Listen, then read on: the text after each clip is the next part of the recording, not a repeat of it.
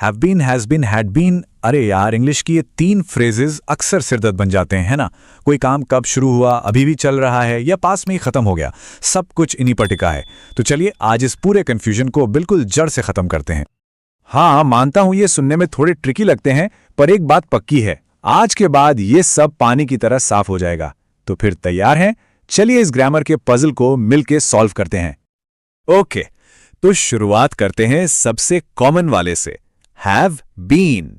इसे समझ लीजिए प्रेजेंट टेंस का सुपरस्टार। सो इसका मतलब क्या है? बिल्कुल सिंपल है।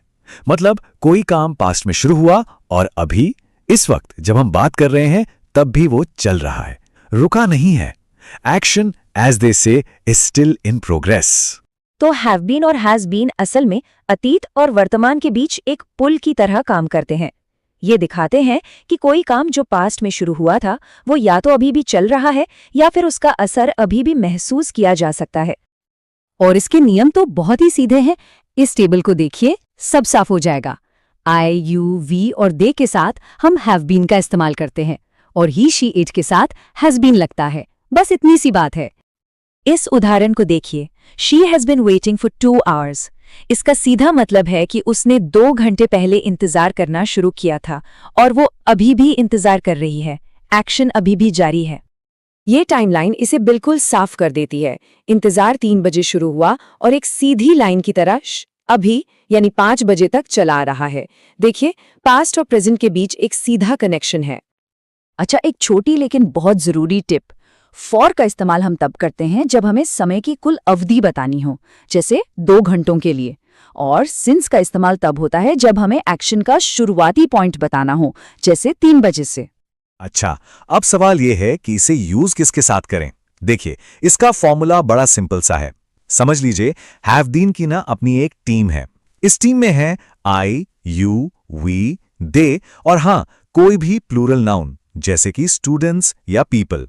स्ट्रक्चर एकदम सीधा साधा, पहले सब्जेक्ट, फिर हैव बीन और फिर वर्ब के साथ आईएनजी, बस। अब जरा इस एग्जाम्पल को देखिए, इसमें एक छोटा सा क्लू छिपा है। I have been studying for 2 hours. यहां पर जो फॉर 2 आवर्स है ना, वही है असली क्लू। इससे साफ पता चलता है कि पढ़ाई 2 घंटे पहले शुरू हुई थी और अभी भी चल रही है, नॉन स्टॉप। चलिए अब मिलते हैं हैव बीन के जुड़वा भाई से, यानी हैज बीन। इसका लॉजिक, इसका मतलब, इसका टेंस, सब कुछ बिल्कुल सेम टू सेम है। हाँ, इसका भी मतलब वही है, काम पास्ट में शुरू हुआ और प्रेजेंट में भी चल रहा है। तो फिर फर्क क्या है? सवाल तो यही है। फर्क है टीम का। जहां हैव बीन की टीम प्लूरल थी, वहीं हैज बीन की टीम है सिंगुलर्स की। मतलब ही, शी, इट या फिर कोई भी एक नाम जैसे कि राहुल। तो सिंपल रूल, सब्जेक्ट सिंगुलर तो हैज बीन आएगा। और अब ये एग्जाम्पल, ये तो और भी इंटरेस्टिंग है। She has been working since morning. यहां पर सिंस मॉर्निंग हमें एक एकदम एग्जैक्ट स्टार्टिंग पॉइंट दे रहा है कि काम सुबह शुरू हुआ था और अब तक खत्म नहीं हुआ है। तो प्रेजेंट टेंस क्लियर हो गया, हैव बीन और हैज बीन का खेल समझ आ गया। बढ़िया। चलिए अब अपनी ग्रामर की टाइम मशीन में बैठते हैं और सीधा चलते हैं पास्ट में। वहां हमारा इंतजार कर रहा है हैड बीन। और हां, इसकी कहानी बिल्कुल अलग है। हैड बीन उस एक्शन के बारे में है जो पास्ट में शुरू हुआ, कुछ देर तक चला और फिर पास्ट में ही खत्म भी हो गया। इसका प्रेजेंट से दूर दूर तक कोई कनेक्शन नहीं है। Chapter closed. और इसमें सबसे अच्छी बात पता है क्या है? इसमें कोई टेंशन ही नहीं है। ये सब्जेक्ट को लेकर कोई भेदभाव नहीं करता। आई, यू, ही, शी, राहुल, रिया, कोई भी हो, सबके साथ आराम से हैड बीन लगता है। कोई कंफ्यूजन ही नहीं। कितना आसान है। इस एग्जाम्पल का हिडन मीनिंग समझना जरूरी है। I had been waiting for you for 2 hours. मतलब मैं इंतजार कर रहा था। नोटिस कीजिए, था, अब नहीं कर रहा वो इंतजार। पास्ट की बात हो गई, खत्म। अब इस सेंटेंस को देखिए, शी हैड बिन वेटिंग। यह हमें बताता है कि उसका इंतजार पास्ट में ही खत्म हो गया था। कब? जब डॉक्टर आए। मतलब इंतजार करना और डॉक्टर का आना, दोनों ही घटनाएं पास्ट में हुई और खत्म भी हो गईं।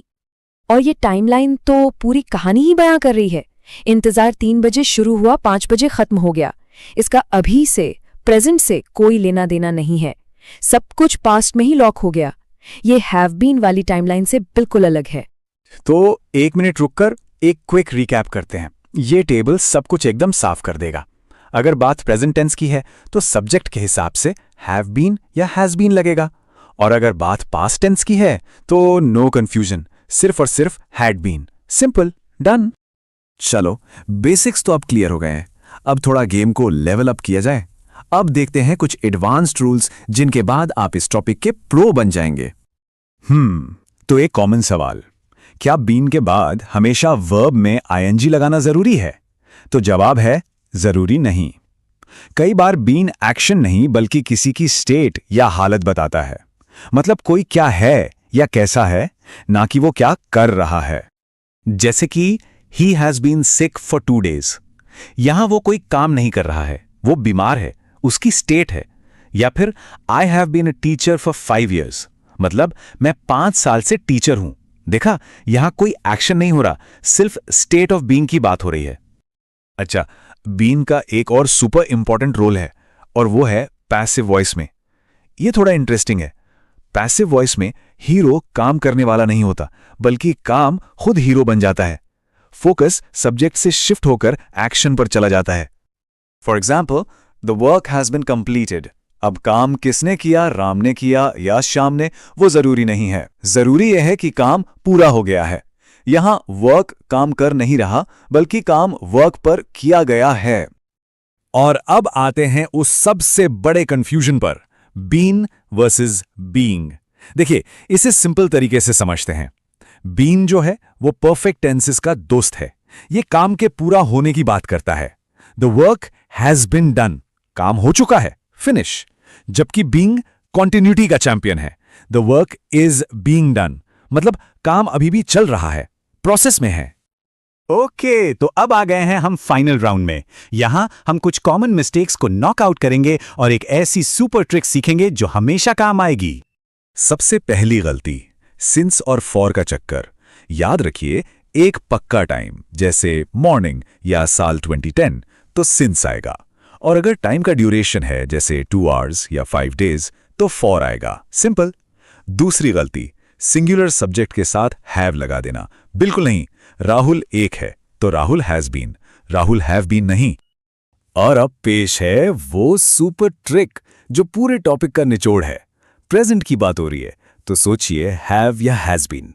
पास्ट की बात है तो आंख बंद करके had been. I we you they वाली टीम है तो हैव, और ही शी इट या किसी नाम की टीम तो हैज। That's it. इसका एक स्क्रीनशॉट ले लेने में कोई बुराई नहीं है। तो अब बारी है एक छोटे से टेस्ट की। स्क्रीन पर एक सेंटेंस है, she dash waiting for an hour. सोचिए इस ब्लैंक में क्या आएगा। शी सिंगुलर है तो हैज बीन, बिल्कुल सही। देखा, अब दिमाग में जवाब अपने आप आ रहा है। बस यही क्लैरिटी लानी थी। तो अब प्रैक्टिस करते रहिए और इन कॉन्सेप्ट्स के मास्टर बन जाइए। देखिए, बार बार हैड का इस्तेमाल करने से राइटिंग थोड़ी बोरिंग और धीमी लगने लगती है। ऐसा लगता है जैसे हम कहानी दिखा नहीं रहे, सिर्फ बता रहे हैं। इससे पढ़ने वाले और कहानी के बीच एक दूरी सी बन जाती है।